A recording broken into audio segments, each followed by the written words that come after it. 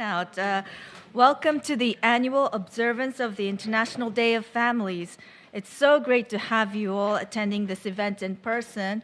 We have several delegates from the cities in Mexico, mayor's office, so very much a warm welcome to you all. We have, I'm told, also more than 100 people watching us on UN webcast as well, so a big welcome to everyone online as well. I'm Masumi Ono. I'm Chief of Social Inclusion and Participation Branch of UN DESA. I will be moderating this event. As you know, this observance is an integral part of the preparations of the 30th anniversary of the International Year of the Family in 2024. In our preparations for this important anniversary, we are focusing on megatrends: technological change, migration and urbanization, demographic change, and climate change. This year, our focus is demographic change, and we will address this topic from a family perspective. We will focus on the impact of current demographic trends on families and family-oriented policies to address challenges brought about by these trends. Today, we will present an overview of the trends with the launch of the background paper. We will then focus on the main findings of the recently issued World Social Report entitled Leaving No One Behind in an Aging World. We will then address intergenerational solidarity and good practices, and give the floor to our civil society partners to talk about Civil Society Declaration for the 30th anniversary of the International Year of the Family. So now our keynote speaker today is Dr. Zita Mokomane. She is the author of the background paper, The Impact of Demographic Change on Families, which we are launching today.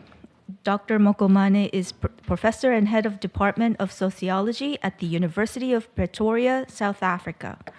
So we'll now play the video of her presentation, and Dr. Mokomane will stay online and connected remotely to answer any questions. Let's play the video, please.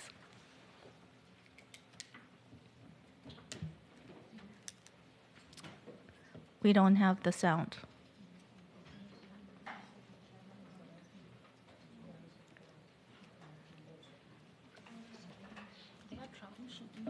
Okay. I don't know what's going on, so Okay. maybe Jonathan can... You ready? Yeah. Okay.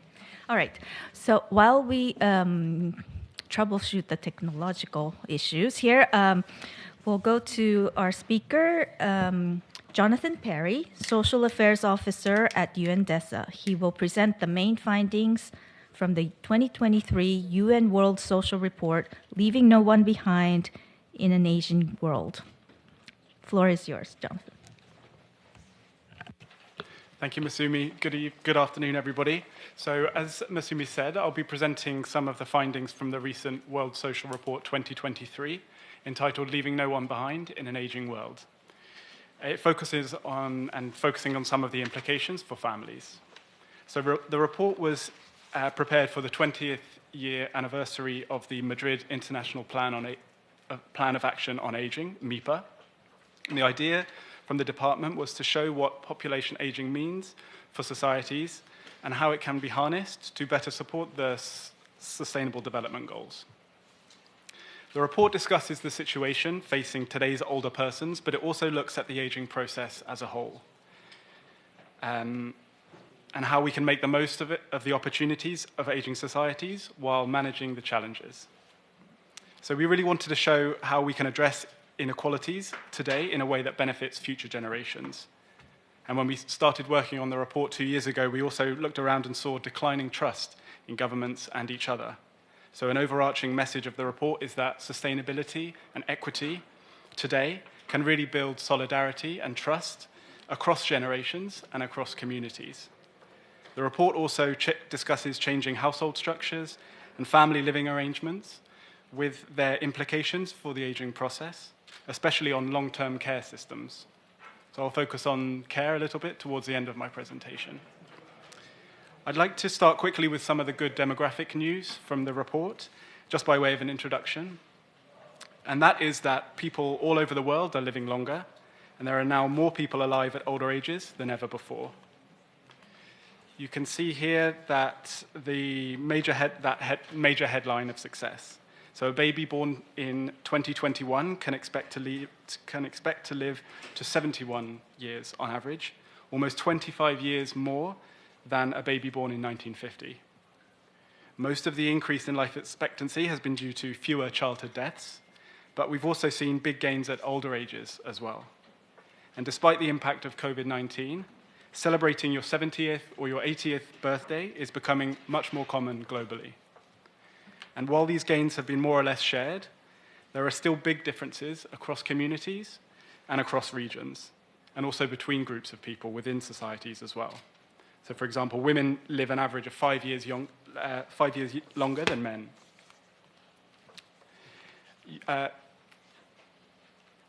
So you can see here some of that geographic change in the age distributions as well, where East Asia will have many more older persons than it does today. And while people are living longer and having healthier lives in general, there are still big gaps between populations. Women live longer than men on average, but they are also more likely to have more years in poor health or disability at older ages than men. So on to now what it means a little bit for societies and for families. One key message of the report is that that giving everyone an equal chance to grow older in good health and with economic security really starts with promoting equal opportunities at birth. So in other words, disadvantages can reinforce upon one another throughout people's lives, leading to big inequalities among older persons. So you can see from this slide here what we talk about in the report as the process of unequal aging. And we find in the report that older persons are more likely to live in income poverty than younger working age people, and that without action, older persons in the future are more likely to have to live in societies with high economic inequality. But there are, as we discuss in the report, lots of policy options open to countries. The main thing is that lifelong access to quality education, healthcare, and decent work can promote economic security and reduce inequalities in older ages. In other words, we need to make sure that when we reach old age, we're in the best possible shape. And these efforts can actually ease pressures on public pensions and care budgets in the long run, a major concern of governments across the world. Lifelong investments in decent work are crucial for people's ability to support themselves in older ages. And that means working in safe conditions and with coverage by social protection systems as well. Essentially, we talk about making it easier for people to contribute to public revenues while they are working in a way that ensures that society will be better off when they reach older ages. It also means investments in continued learning and skills development, as well as access to new technologies, which can stimulate innovation and economic growth. The report is clear that governments need to make sure that all older persons have a minimum of pension benefits while providing some flexibility in retirement ages. Workers who spend their lives in physically demanding jobs should be able to retire earlier than those white-collar workers who may want to keep working beyond legal retirement ages. We give some pathways in the report for how governments can balance sustainable public pension systems with the goal of income security. And we have a reminder in the report that economic security is a human right. It's enshrined in the Universal Declaration of Human Rights. We point out that the full and equitable participation of women in the formal labour market can boost economies with ageing populations. The global labour force participation rate for women is still more than 20 percentage points lower today than it is for men between the ages of 20 and 64. One key challenge here is to ensure that there is a more equitable sharing of work and care demands. So in this slide, we describe some of our findings on long-term care. In general, there has been a trend towards smaller families and smaller households globally, meaning that older persons are more likely to live alone or with just a partner. But care burdens for older persons still fall mostly upon women, who are the primary caregivers for older persons worldwide. They're also more likely to receive care as well. It is usually female relatives, daughters, and wives who provide care needed for older persons. Caregivers, both paid and unpaid, still often don't have formal training, financial support, or legal protections, making those inequalities even worse. In the report, we talk about a more equitable, person-centered approach to care, and one that operates across governments, businesses, civil societies, communities, and families to address some of those issues with care. So more countries need to develop and invest in long-term care. This can mean formalizing care work to create decent jobs and generate opportunities for women to participate in the labor market. We can also do better to protect care workers, both paid and unpaid, who suffer from poor working conditions, low wages, and few labor rights. There should be strategies to help people age in place, meaning older persons staying at home, possibly with a family member as carers, which is often a clear preference among older persons, although doing so should balance the needs and competing paid and unpaid demands of other family members. Aging in the right place can be promoted by supporting unpaid caregivers, including family members with financial assistance, training, and paid leave entitlements. Some wealthier countries already provide cash benefits to informal carers, sometimes pay directly to carers or pay to those in need. The Netherlands, Sweden, the United Kingdom, for example, provide both of these types of cash benefits.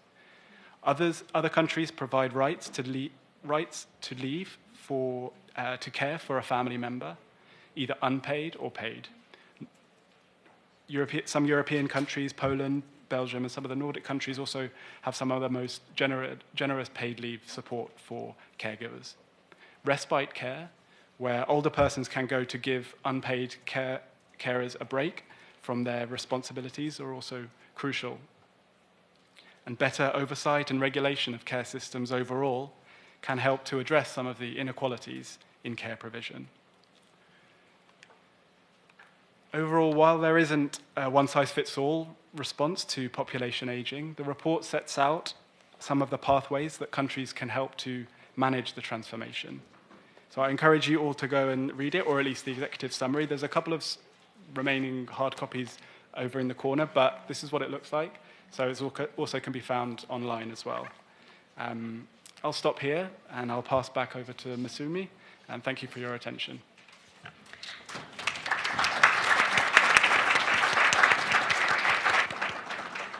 Thank you so much, Jonathan, for that summary findings and the important messages around aging being a success story and how equal opportunities at birth is needed to address unequal aging process. You also touched upon the issues around the need for equitable sharing of care responsibilities, which I'm sure is a topic that's of great interest to this group. So I'm sure audience will have questions afterwards.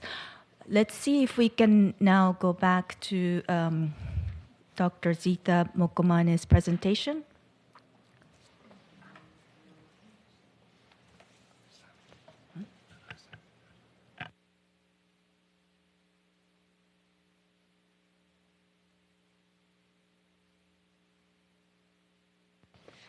Okay, so let's, in the meantime, continue with our presenters. Our next speaker is Ms. Donna Butts, Executive Director of Generations United. She will speak about intergenerational solidarity and collaboration. Donna, you have the floor.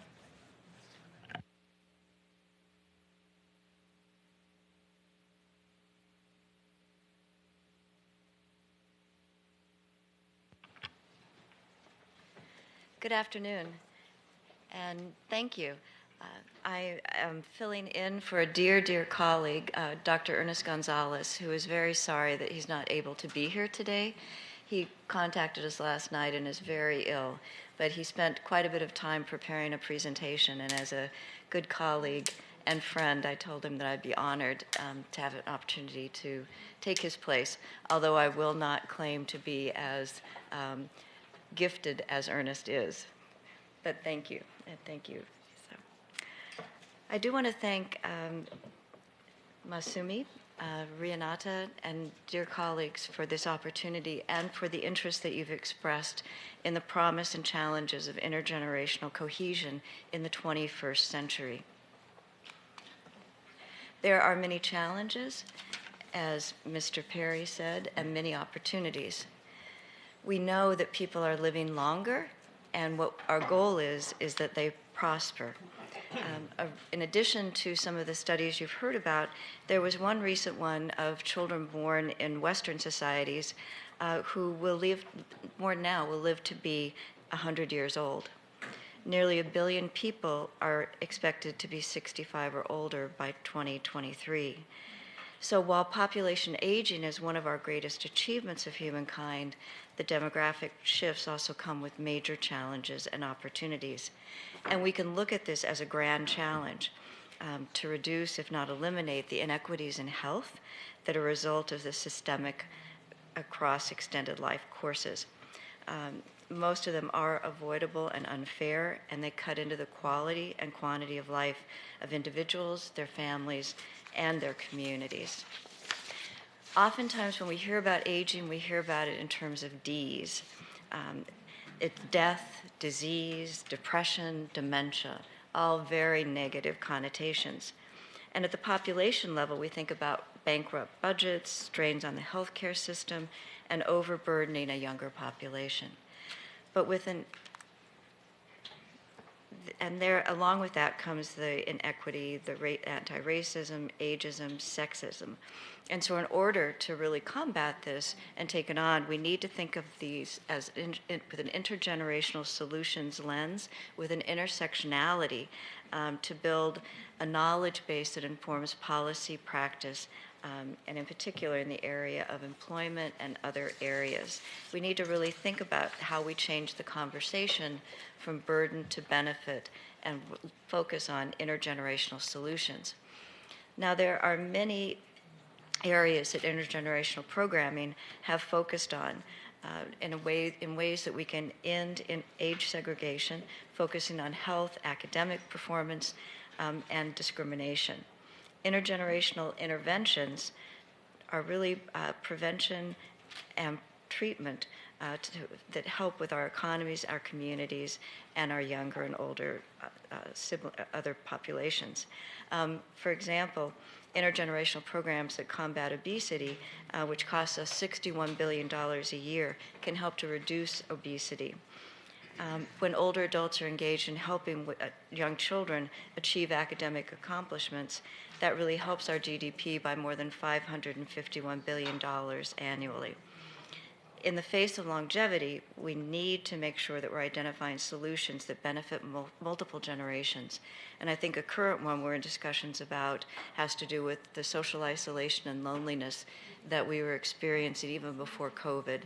And when we think that our younger and older populations are those that feel the most socially isolated, we really need to think about intergenerational cohesion, how we connect people across the lifespan. So the concept of productive aging is really juxtaposed against that deficit approach. We need to focus on opportunities. And with the capacity of older adults increasing, we know that there are more healthy years after the age of 60 than there were in the past.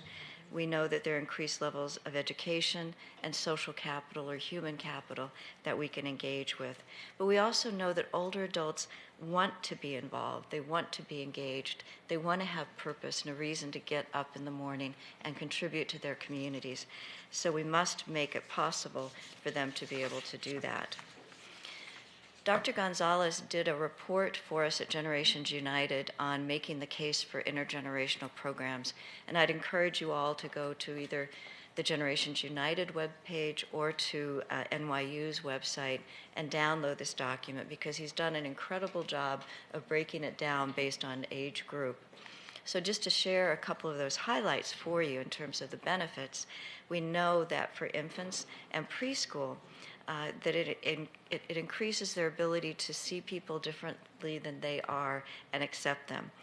That stimulation helps to increase their vocabulary and language abilities. For elementary school children, it does help enhance reading and writing. There's a school in Oklahoma that I had a chance to visit that had reading buddies, and their pre-K and kindergarten students started into elementary school 1 to 2 grades ahead of their peers because of the older adults who invested and tutored and worked with them. The children are more likely to show patience, sensitivity, compassion, and respect. They also oftentimes have less screen time and have healthier diets and are more physically active than their peers. The benefits then for middle school age children, oftentimes there's a healthier family dynamic because they've had positive interactions with someone of another generation. They're shown to be less likely to become engaged in substance use or unhealthy behavior. It enhances their reasoning, their thinking. It decreases bullying and victimizations. So there are many assets. For high school age students or older teenagers, they're more empowered to make changes in school and in their neighborhoods. They improve emotionally and mentally. They are more physically active, but again, they're more likely to report having a purpose and a reason to get out of bed, to live their lives, because they can contribute to a community that oftentimes they're not sure that they have that value. For college students, there's higher rates of civic engagement and civic life among college students that are involved in intergenerational programs. They express higher levels of self-confidence and efficacy. They gain skills and knowledge about an aging society, and that's something that's very important because if we keep people isolated and segregated, they're not going to learn about each other, let alone care about each other. For adults, they worry less about their aging parents because they know that they're involved with other populations. They see that older adults have brought resources to their home. They teach their children and grandchildren. And as we think about demographic change, I think it's very important to note the increased role that older adults play as grandparents, as other relatives, whether it's as full-time or part-time caregivers, taking care of children or helping with babysitting or childcare. They're very involved. And for older adults, they report a decrease in social isolation, improvements in the quality of their lives. They improve cognitively. They test better on memory tests. It reduces their falls and their frailty. They report a better balance, less use of canes. They're more physically active, and they learn new skills. I loved an intergenerational program I was reading about the other day, and younger people were teaching them technology skills, and they were interviewing one of the older adults, and she said, they're teaching us technology skills. Tomorrow I'm going to learn how to do a selfie. I don't know if I care about how to do a selfie, but it sounds like fun. So they're learning things with each other. And for the communities, it creates a vehicle to bring generations together. But what I really appreciate, and I think this is in line with the SDGs, is it's a better use of outdoor space and indoor space when we engage multiple generations in a facility, in a park, in a playground. It helps our resources to go further so communities can build a stronger infrastructure. There are many programs that are available that you can learn from that are win-win-wins that really help us to understand it's not just a benefit for an older person or a younger person, but again, the community, the family are all strengthened. So I know we're going to be having questions and answers, and I just wanted to share with you, in order to access some of the materials that Dr. Gonzalez has prepared, his website as well as ours at Generations United. And I also wanted to encourage you to watch the work underway now with the NGO Committee on Intergenerational Solidarity here at the UN. Suzanne Sepperson is the co-chair or the vice chair of that. My name is Zita and Mukomani. people I'm are a demographer. involved.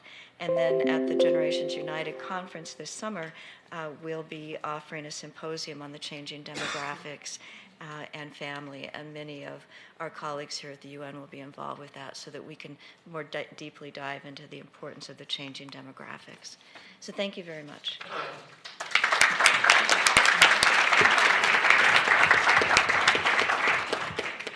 Thank you so much, Donna. Thank you for stepping in last minute. We really appreciate it. We're so lucky to have you. I really liked how you framed the inequality across life course as a grand challenge, and how you mentioned that we need to change the conversation from burden to benefits. And it was great how you provided examples of intergenerational solutions with intersectionality lens in different education settings, and as well as the important contribution of older adults. So thank you so much. Now we're going to go to the presentation. Could we run the video now, please?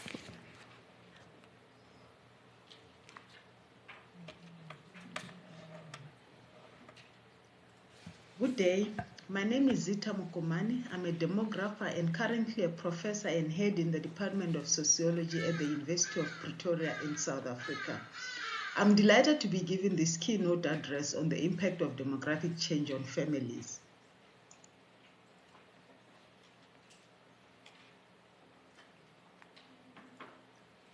Good day. My name is Zita.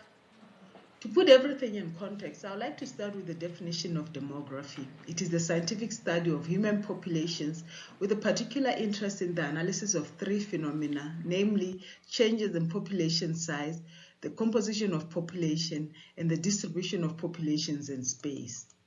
Changes in this phenomena are what we call demographic trends. These trends are determined by three basic processes or events. The first is fertility, which is the average number of births per woman over a lifetime. I wish to emphasize that in demographic terms, fertility refers to the product or output of reproduction rather than the physiological ability to have children. The second demographic process is mortality, which is the total number of deaths in a population. And the third and last one is migration, which is defined as the geographic movement of people across a specified boundary for the purpose of establishing a new permanent or semi-permanent residence. In addition to being important determinants of population size and structure, these processes are also important for understanding a range of socioeconomic, political, and environmental issues, and the impact of these issues on society and its functioning.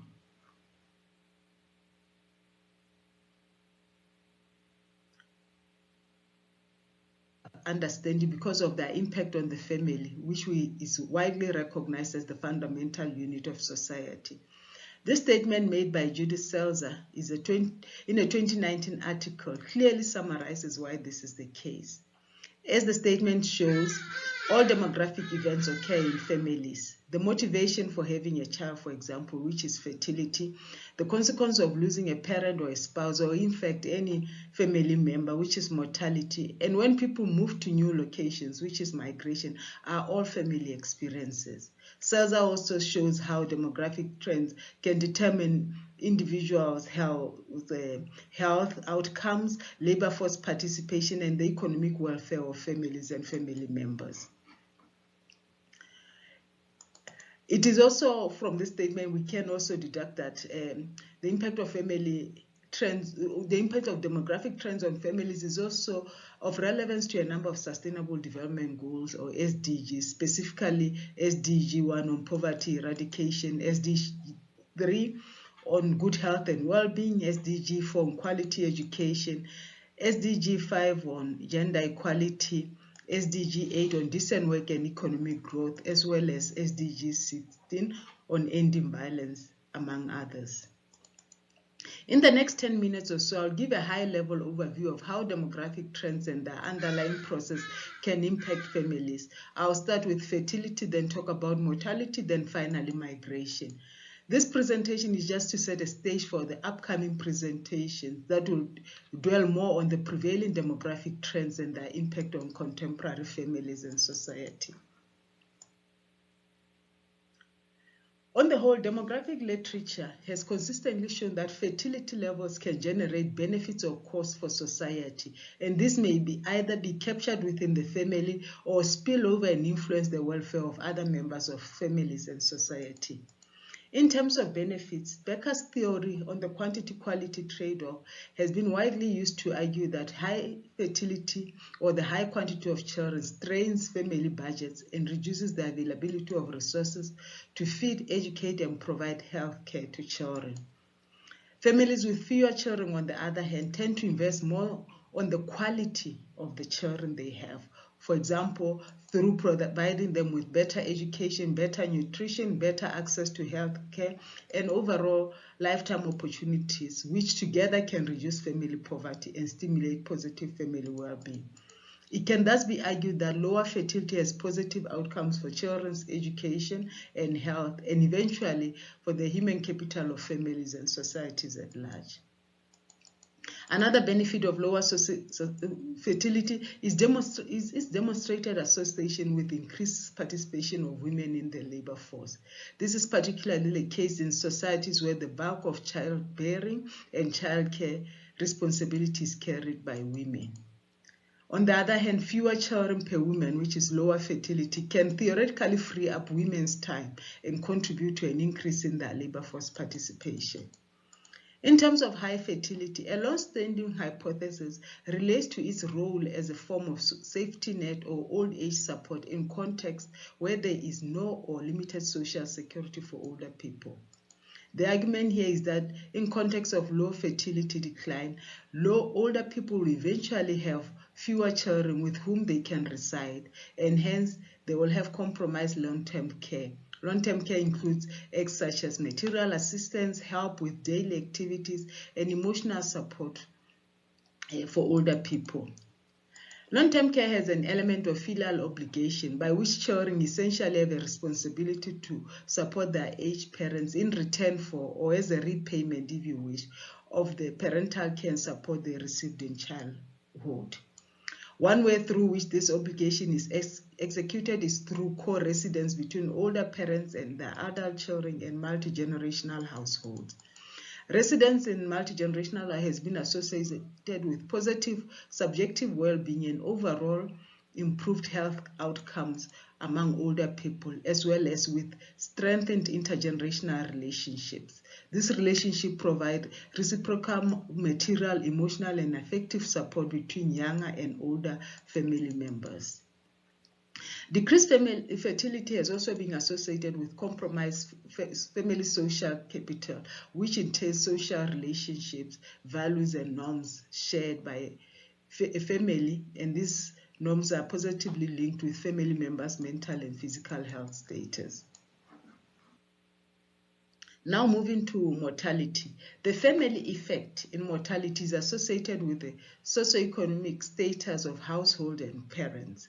This is through what is called the social gradient of health, a notion that members of families with higher socioeconomic positions tend to be healthier because of their greater access to flexible resources that are capable of decreasing risk to poor health, to illness, to disability and death, and eventual mortality. In terms of the impact of mortality on the family, it is widely documented that death in a family typically leads to shifts in the family dynamics, changes the role of family members, and reshapes their identities. It also changes patterns of communications and shifts or restructures family relationship between family members. Maternal death, for example, the death of a mother, has been shown to have spillover effects onto the health, survival, and nutrition of young children. It has also been shown to have short and long-term consequences on children and families through increased risk of child labor, poor learning outcomes, lower educational attainment, early marriage, early childbearing, and disrupted living arrangements for children left behind. Maternal mortality can also worsen gender inequality within families due to defined gender roles that render men and/or fathers unable to assume household responsibilities and childcare responsibilities. This suggests, for example, that when a family takes an offense, women's assume increased caregiving responsibilities. A related effect to this is the reduction in women's ability to access financial and material resources, including participation in paid labor, as well as in disrupting to productive labor force participation, the importance of which we discussed earlier. The impact of mortality on the family can also be gleaned from the literature on widowhood. It is somehow logical to expect that when a person loses their spouse, the extended family reaction and support will try to compensate for the loss of interaction experienced by the surviving spouse and the nuclear family. And this has been actually a lot of literature in developing countries such as Africa have shown how the healing value of traditional widowhood rights. On the whole, however, the literature on the subject has a lot of evidence on the array of societal challenges, injustices, discrimination, harmful cultural rights, as well as economic health and quality of life deprivations that widows in most parts of the world face. In addition to these challenges, the death of a primary caregiver such as a husband can endanger the very existence of a household due to declines in support as well as changes in living conditions of surviving family members. Changes to family living conditions can also be brought about by some of the most common widowhood strategies that include remaining a widowed household head. This strategy is important as a wide body of evidence has consistently identified female-headed households as particularly vulnerable to an array of psychosocial and economic challenges such as income insecurity, poverty, role overload, role conflict, social exclusion, as well as inter- and intrafamily problems. The other common strategy, widowhood strategy, can change the family structure by creating blended or step families through remarriage. These families are defined as new partnerships that involve non-biological children from previous relationships. There is available evidence showing that the extent to which high-quality step-parent-child relationship can exert positive influence on youth adjustment. On the whole, however, a wide and established body of research shows that step families typically experience negative dynamics that are generally not found in biological families and that have implications for family function as well as for child and young youth well-being. Such challenges include clouded roles of step parents, ambiguous family boundaries, poor family cohesiveness, heightened conflict between children and step parents, as well as between step siblings. There's also recognition of conflicting family cultures, family relocation, and declines in parent-child relationship quality. With regards to migration, the family effect cannot be a blanket judgment. Migration is largely dependent on individual and family circumstances such as education, occupation, socioeconomic and historical factors. Indeed, migration trends stem from its deep-rooted impact on family decision-making practices and function. Much of the literature on the benefits of migration for families points to the role that remittances, the financial transfers that migrants send home to their families, play in enhancing the overall well-being of family members left behind. Through remittances, migration is an added advantage as it brings additional income to the family, which can be used to alleviate poverty, help in building investments to support household consumption, improve healthcare for parents left behind, as well as to provide for children's education, health, and nutrition. Remittances are, however, more than just economic resources. They also have important social benefits for both migrants and their family members who stay behind. These include gender equality as women take on more decision-making powers and overall positive intra-family and intergenerational relations. It is noteworthy, however, that migration often comes at the cost of leaving behind long-term networks and at times relationships and cultural beliefs that span generations. The impact of migration can also be at the structural level, where regulation and policies create deep inequalities when it comes to family life. Due to time constraints, I will not talk about the link between migration and urbanization, but this is a major issue that we can perhaps talk about during the discussions. These two statements summarize the key points of this address. According to Foster, for example, people's longer lifespan, which is often a direct result of decreased mortality, and smaller families, which is a direct result of decreased fertility, produce generations of older adults, which have on average fewer traditional family ties. The second statement highlights how family migration is a driver of overall migration and as such should be recognized in overall policy making. I look forward to more in-depth discussions in the next presentations on these issues and their prevailing trends. I also look forward to hearing recommendations to enhance family well-being through more attention to demographic trends. I thank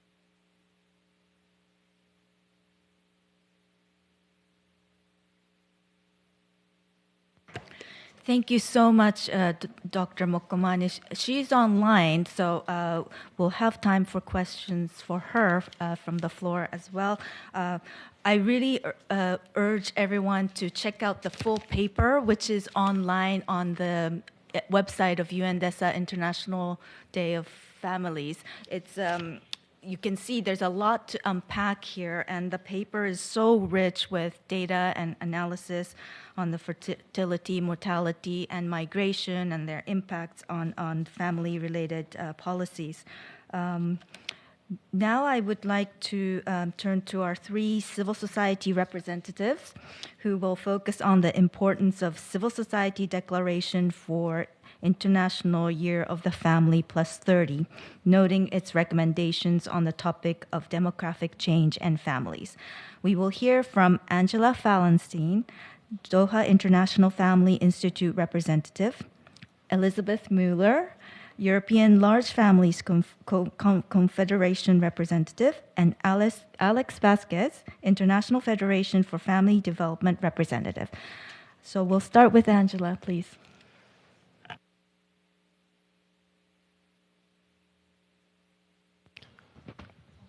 I think it's me. Yeah, thank you. Thank you, Masumi. Yes, Alex, let's start with you. Well, yeah, good afternoon, and I'm honored to be sharing this panel with academia, UN system, and civil society representatives, exactly the ones that we have drafted the declaration.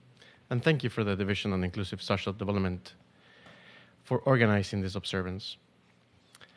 I am here to share with you the motivations, goals, actors, and accomplishments of the exciting journey to develop the Civil Society Declaration for the 30th anniversary of the International Year of the Family. And in this regard, to best prepare the 30th anniversary, and following up on the lead of the Secretary General's proposed megatrends, we integrated the challenges faced by families worldwide, together with substantial contributions from experts. We also share the situation, needs, claims of families worldwide at the United Nations and all stakeholders involved. And at last, we recommend how family policy should be designed, implemented, and evaluated from 2024 and beyond. In this journey, since 2018, we have been working together with UNDESA and transnational civil society organizations representing every region of the globe. In order to draft the declaration, we have gone through 26 race awareness events, 5 expert group meetings, 3 focus groups, and 42 expert recommendations to land on the most enriched and comprehensive civil society declaration on the family ever.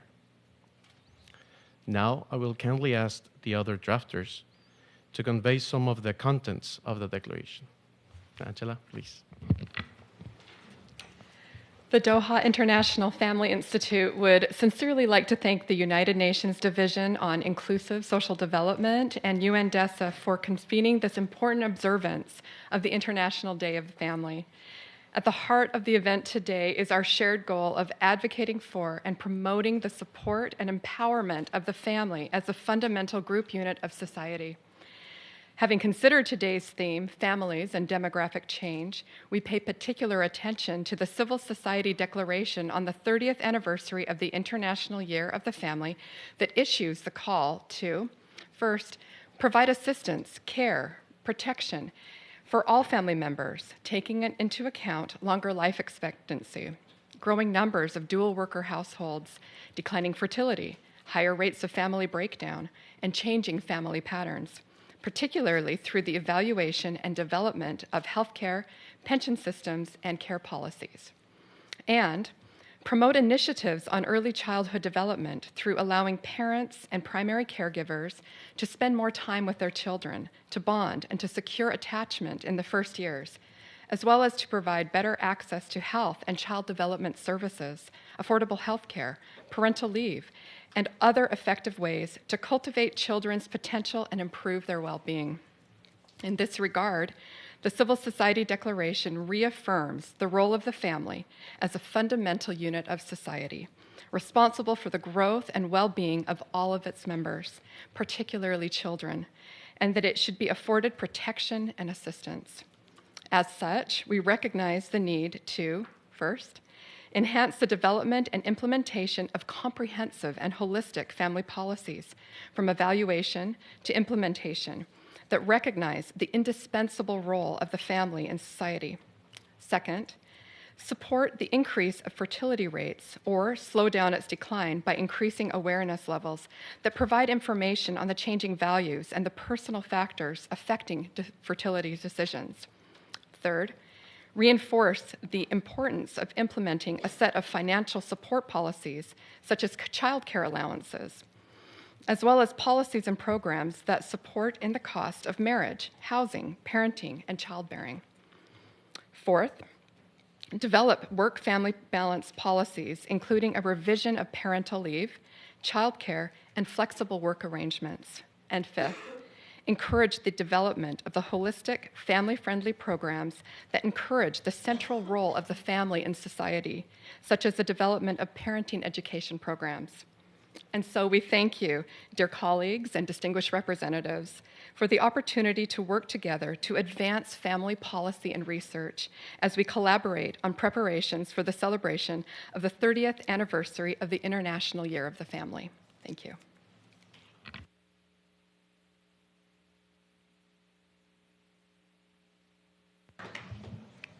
Good afternoon, ladies and gentlemen, distinguished guests. As Vice President of the European Large Family Confederation and mother of 6 children, I am really honored to speak about the needs of the family in our society. I would like to introduce 2 other key points from the Civil Society Declaration. First, I would like to emphasize the need to develop, invest in, and implement family strengthening and parenting education programs. These programs are essential to emphasize positive parenting and to prevent corporal punishment and domestic violence. We believe that such programs can provide parents with the knowledge and skills they need to raise their children in a safe and healthy environment. In Germany, in our association, we have very successful experiences in providing digital education for parents and families through Zoom. The topics are very diverse, ranging from parenting courses to using media such as ChatGPT. Secondly, I would like to emphasize the need to support the role of the family in the social inclusion process of young people transitioning to the labor market. We must ensure that practical initiatives are initiated and made available to young people. I am thinking about housing programs, work experience, basic skills training, social protection coverage, access to financial resources, and adequate working conditions. In this way, we can prevent the intergenerational cycle of poverty. At the European level, we have an exciting project that recognizes family-friendly communities. These cities focus, among other things, on the services for children and young people. Research has shown that strong, healthy families are the most important factors in resilience, governance, cohesion. We affirm the role of the family as the fundamental unit of society and its prosperity. To conclude, by investing first in family strengthening programs and secondly, by supporting the role of the family in the social inclusion process, we can create a brighter future for our children and our communities. Thank you for your attention.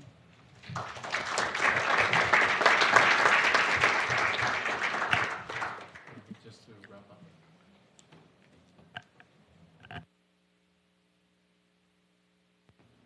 Thank you.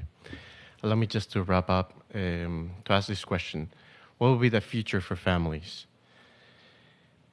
We call for action to all civil society organizations joining the Civil Society Declaration for the 30th anniversary of the International Year of the Family.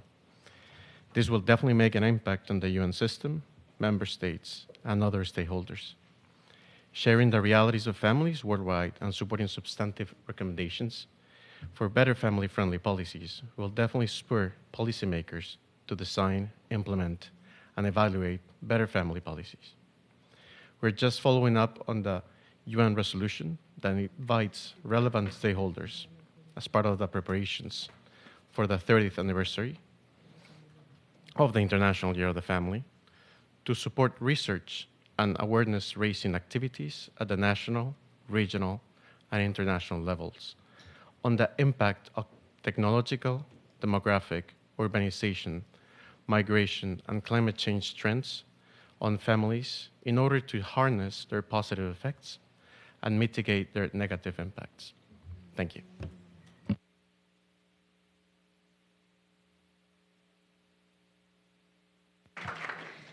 Thank you so much to the three civil society representatives. We really value the partnership we have with all of your organizations and appreciate this the sharing of some recommendations emanating from the declaration, which is a result of an extensive consultation, and really look forward to working with you continuously on the 30th anniversary. I would now like to open the floor to any questions or comments.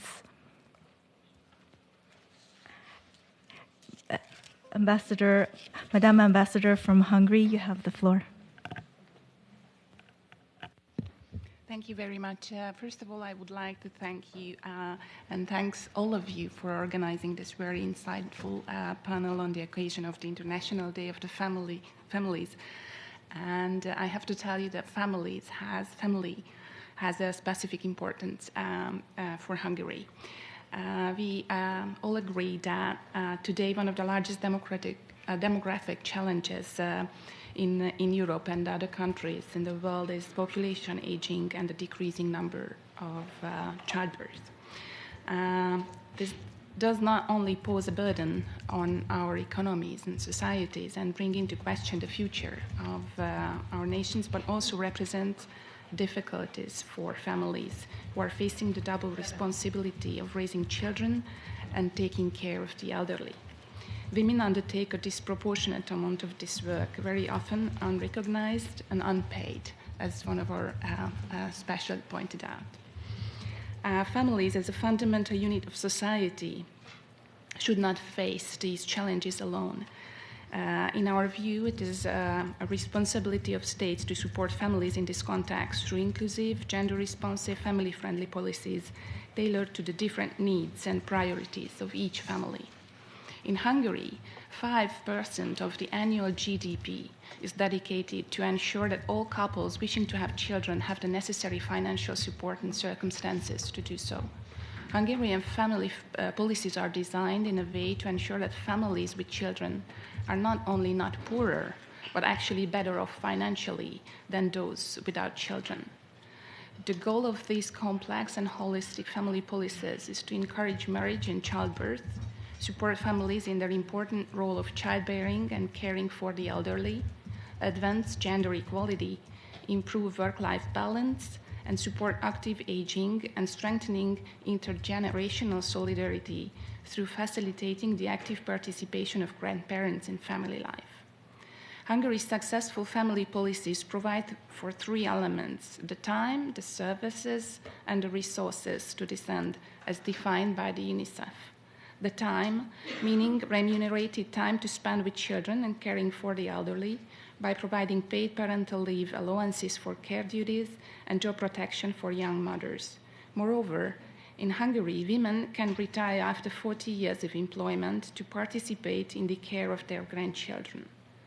The services, meaning affordable, quality, and flexible childcare. And the resources, meaning tax allowances, tax returns, and subsidized loan for families with more children. The results of these policies implemented in the past 10 years speak for themselves. The fertility rate increased from 1.25 to 1.55, and in the meantime, female employment also increased from 55% to over 72%. And of course, civil society plays an important role in the design and the implementation of family policies. They are often the ones who have the specific expertise and experience in the policy area, and our government supports them in providing specialized services and programs. Hungary is and hopes to be an example of family-friendly country, and we appreciate this opportunity to discuss this important matter with you all.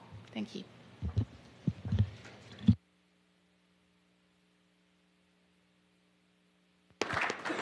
Thank you, Madam Ambassador, for this very important insights, bringing out the gender perspective and the especially on care duties.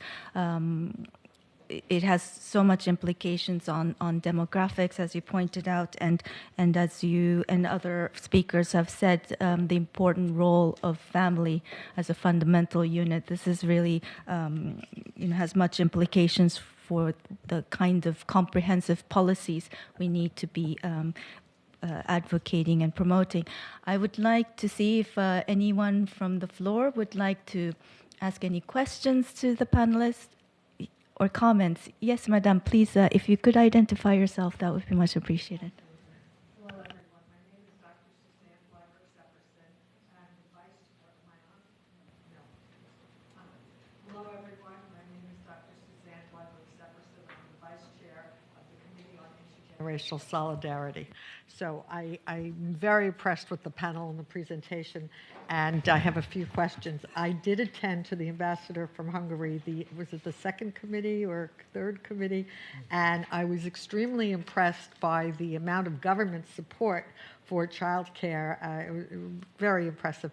And I was wondering what percentage of the GDP is actually spent on these kinds of programs, because here in the United States, it's essentially who you work for, what company, and it's all private.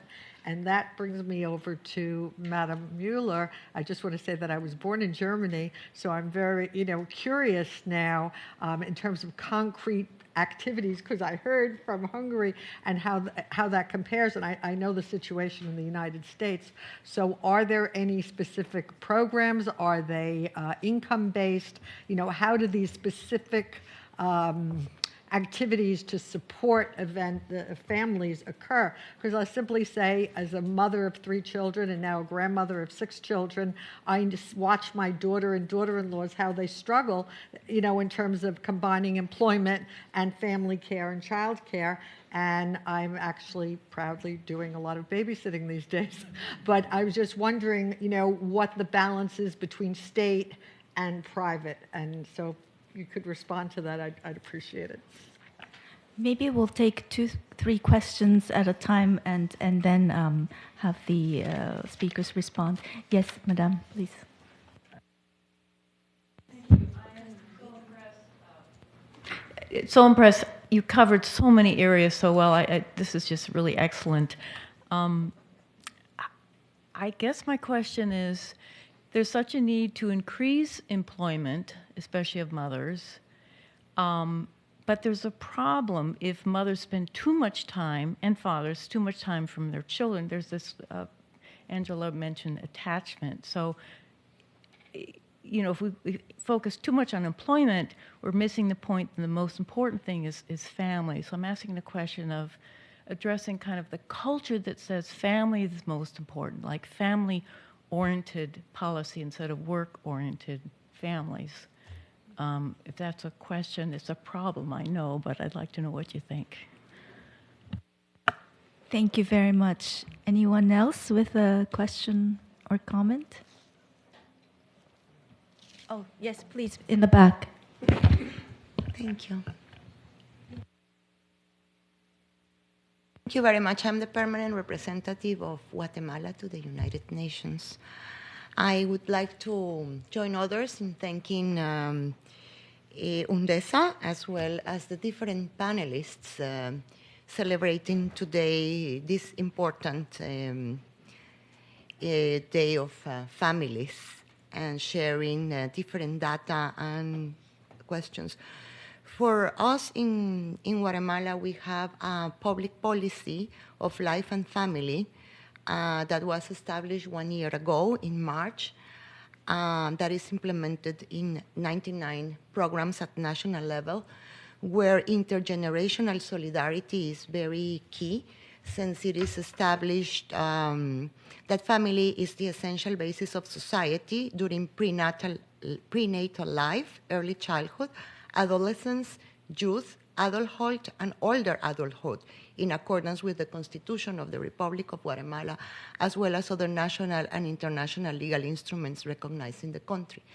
Another important element of our policy is the implementation of such a policy by different institutions of the government, while including the 3 branches of government as a republic we are, and of course of civil society, including academics such as the Pan American University and different churches and religious communities in the country. So we would like to share that best practice that we have in Guatemala. And we were also hearing the importance of the impact of migration. And that is a big challenge for us at national level and regional and global level. So we would like to ask UNDESA and different panelists on how we can best tackle this situation in different regions concerning the impact of migration on family reunification. Thank you very much. Thank you, Madam Ambassador of Guatemala, and thank you so much for taking the time to join our event today and sharing the best practices and national experience. Okay, maybe we'll do one more round of questions, but I'd like to give a chance to for the panelists to respond. Maybe if I could start with you, Elizabeth. Okay, thank you very much for your interest in Germany. In Germany, there's our demographic problem is actually we have to the amount of children is too small. We have a lot of migration, and the people become elder. We try to change it by improving the work balance, work family balance, by having more childcare and parental allowance. This is one of the main points we have. But we have the problem that the family friendliness in the society is not so high, so we try to change it. And it's not so easy. Well, we'll see. Thank you.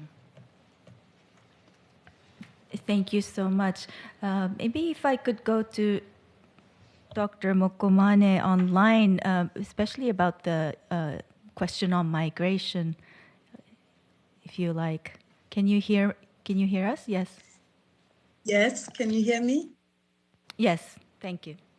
Okay, thank you very much. Yeah, indeed, migration is the paper goes into that in a bit more detail. Is one of the mega trends, and I think in the paper is that there is recommendation that one of the major challenges with migration in contemporary society is more about policies and regulations that really hamper or bar family integration. So I agree with the comment that there needs to be more thinking around that. And it is a recommendation to take that into consideration and countries to work together to make it easier for family migration, and also family integration. Technology is another issue that is talked about in the paper, and I think that we can talk about in trying to enhance the family well-being of migrants, both in the countries of origin and in destination areas.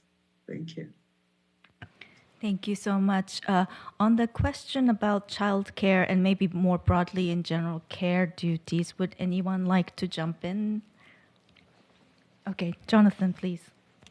Thanks, Masumi. Thanks, everybody.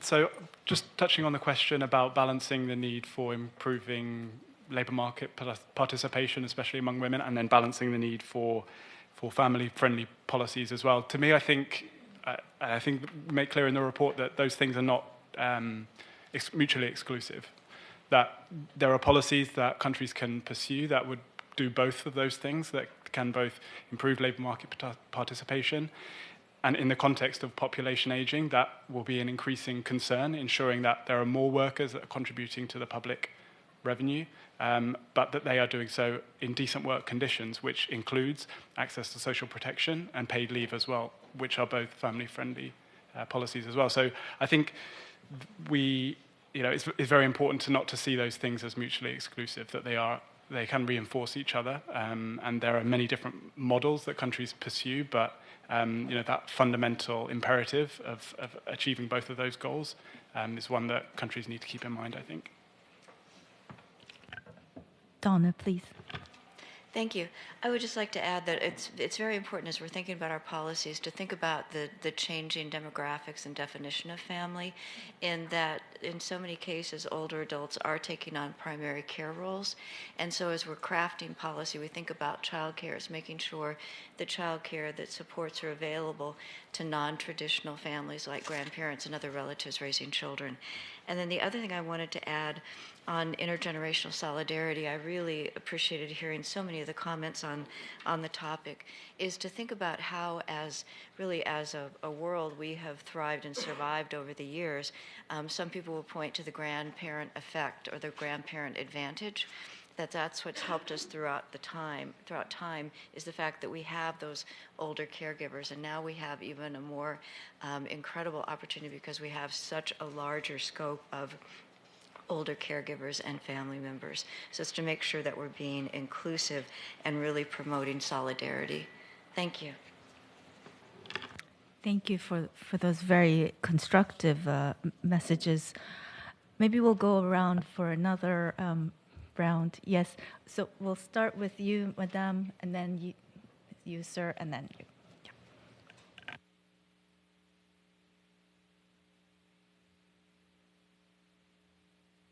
Good afternoon, everyone. My name is Gail Davis, and I'm an UN ECOSOC CSO representative and also sit on the Climate Finance Committee within Finance for Development with NGOs. The question I have is this: how do we balance, because I know I hear everyone saying it, but it's a fact that two things. When you are raising children, the mental health of children and the adults in the household is paramount. When two people are together by themselves, it's a different family structure than when they're together with a child. And actually, a child brings more responsibility and the best out of both parties from a psychological point of view. Then you can be, like you said, the caregiver taking care of your parents. And now that older people are having children, and taking care of their parents at the same time, how do we balance that out in a way that has workability for everyone? And I don't think the answer is more work or more productivity or finding more work around that. And the Netherlands, here's my question totally. The Netherlands had the first policy where men had paid leave when a child was born. They were one of the first to have it. And that was great for mother and father to experience a child together. But it's important that they have that time off and that they structure that time. How do we do that? How do we create that where there's a balance and still work is fulfilled on? And we don't have young people in silos saying they're the future when we are all the future together. I know that was a lot, but if anyone can answer it. Thank you so much, sir.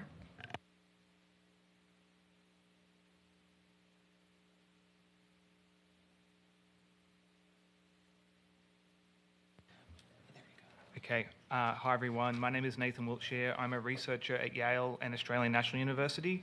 My work focuses on cross-cultural solidarity and empathy. Thanks for this wonderful session. It's really a pleasure to be here with you to talk about particularly this topic of intergenerational solidarity. My question is in relation to Professor Gonzalez's work. This work is fascinating to me, especially making the case for intergenerational programs. I see this as a great potential for many positive outcomes, especially where I'm from in Australia, where there are relatively weak ties between generations. So I'm really interested to know more about some of the challenges that you see with this work, how to build bridges between people who maybe have not had this across their lifelong interactions between generations, and maybe some ideas on how to overcome these challenges, particularly in the context of individualistic societies which promote values that appear contrary to these type of interdependence values which these types of intergenerational programs are built on. Thank you. Thank you for that question. We'll collect the questions and have a final round for all the speakers.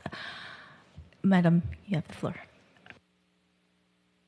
Does it work? Yes. So I work for Inclusion International Secretariat. We are the global network of persons with intellectual disabilities and their families. So the issue of, this is just a comment, the issue of care is really important to our network too. Families also have, especially women, have to care for their family members with disabilities.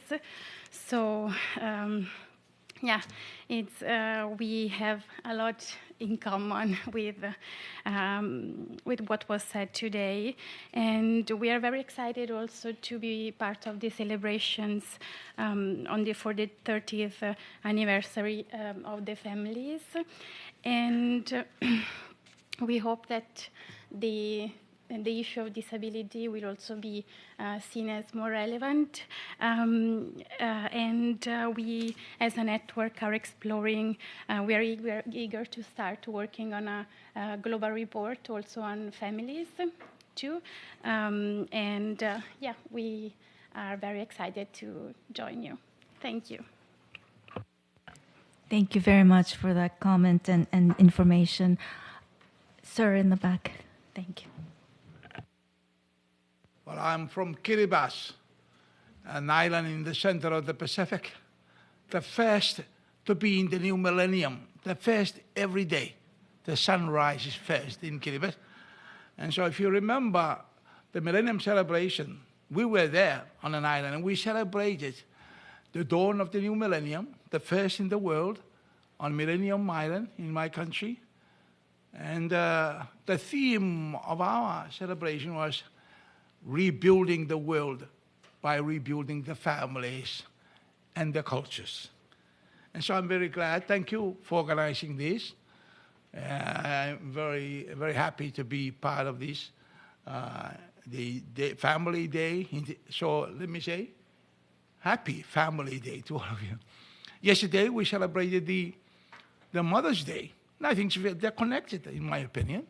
So let me say, belated happy Mother's Day to you women. I can see most of you, most of the people here are women. I think the men are not really very active. I guess there's a reason, and I know. I'm a man, father of one, and granddaughter of one. I'm not very lucky. I wish I had more children. I wish I had more grandchildren. I might have a few more later on. Or great-grandchildren. I might have many. I hope I will have But in the Kiribati society, still very traditional. Traditional means as we were many hundreds of years ago before industrialization and modernization came, we're still like that. So we watch the world with our lens, our traditional lens, and we watch the world. What's going wrong with the world? Families are breaking up. We're still intact as family. Family is very important, like you say. It's the unit of society. We say the building brick. Building brick means if the bricks are strong, the house is strong, it will remain for a long time. So I can see as I move around the world, and I can feel when I'm in a society where families are not working. I can feel it as I walk through the street. And I'm sorry to say, and I want to say, expert to comment on this.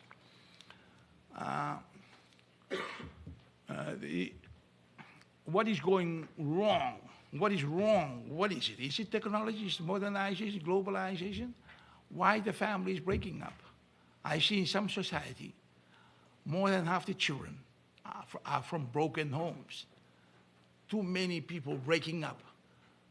I'm married for 45 years, so, and I thought at some point maybe I should have another wife, maybe I should move on, but I decided not to because family. My son, I love my son now, I love my granddaughter. I don't want to disturb them. But sometimes you give in to your own feeling and you forget about your responsibility. But to me, there is a breaking down of family everywhere. And so children are left. The poor children have to cope somehow. So what shall we do? What's the way forward for the world? We sang on the Millennium Day, we say, together we shall build a better world. Let us rebuild our families, our cultures, and communities where love and care is part of life. And everybody has a role to play. We believe that is the way forward. But the world is not saying that.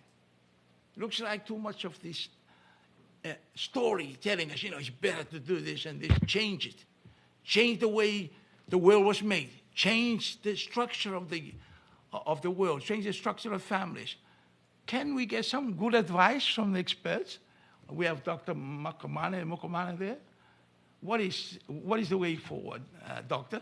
And those who are speaking today, thank you. Very inspiring. And thank you, my colleague from Hungary. I was very impressed what you're doing. Yeah, we should learn more of those things. And from Germany, thank you. And from Guatemala, I see you're working on that. Let's all come together and do something. Try and fix the world, the broken world. It's a broken world we are living in. That's my thinking. I'm sorry. But thank you. Again, happy Family Day to all of you.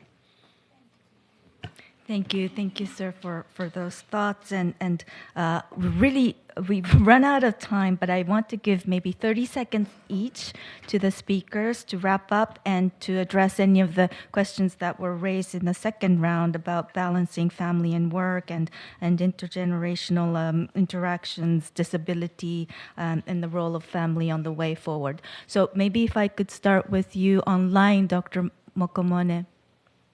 30-second last thought, please.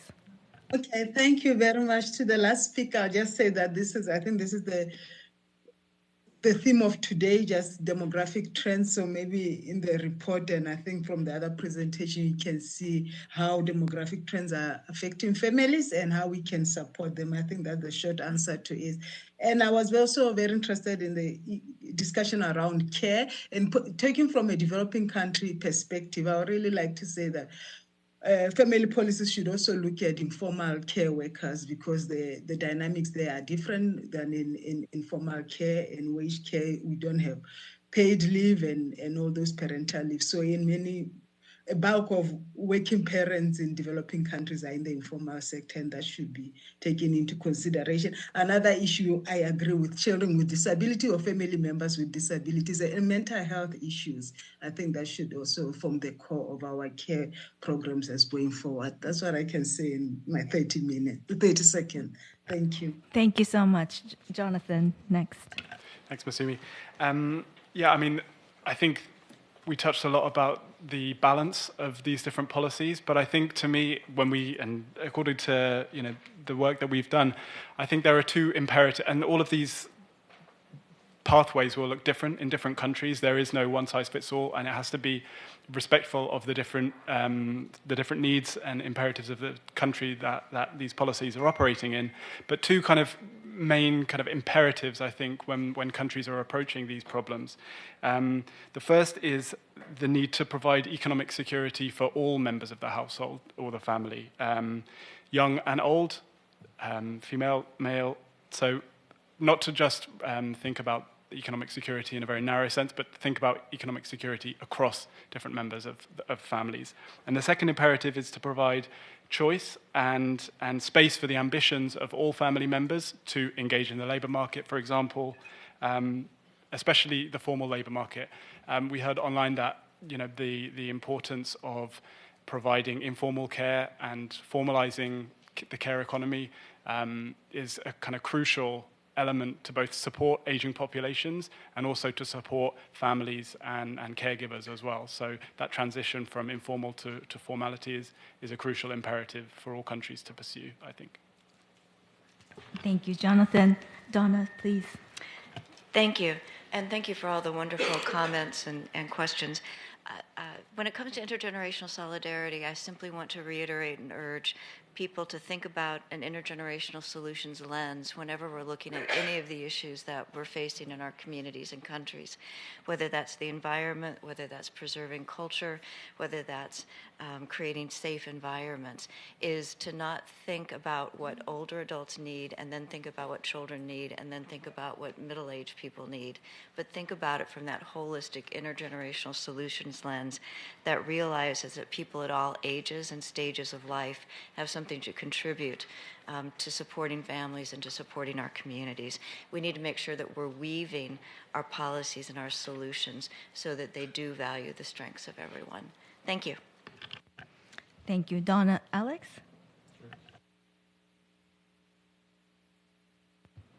Thank you. My organization, the International Federation for Family Development, is present in 68 countries, and we focus on parents and parenting. And a lot of the stress when forming a family is on the parent, as we have seen.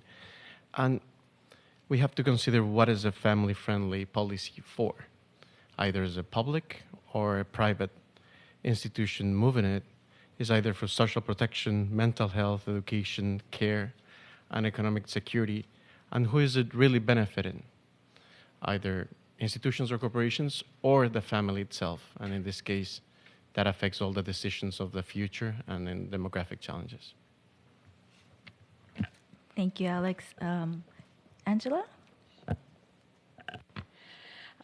In regard to the overarching, I think, topic of today is really looking at all of these issues through a family lens and knowing that we cannot understand these issues outside of the context of every member of the family, including the mothers, the fathers, and their children, and strengthening those important bonds. And really looking at when we talk about women's empowerment or fathers' empowerment or children empowerment, we really can't understand these types of empowerment unless we look at them through the context of their family. And so that is really important. And one of the things that the Doha International Family Institute does is we research these things and then provide policy recommendations. And one of the recent policy recommendations that we put forth to the Qatar, the Qatar government is really allowing women to work very flexible hours.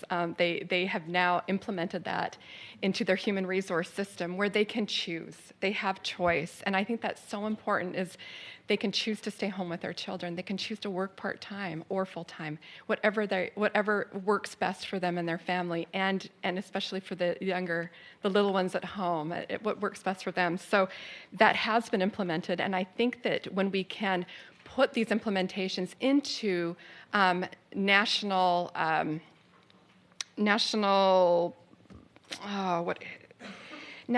agendas and goals, then that can be actually implemented as a normal care practice. So that's what we've done in Qatar, and I think that many countries, such as Hungary, are substantially working on that.